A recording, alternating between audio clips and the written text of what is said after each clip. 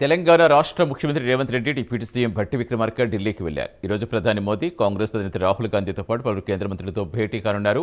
హైదరాబాద్లో జరగబోయే global summit 2026కు అధికారికంగా ఆహ్వాన పత్రిక అందించనున్నారు.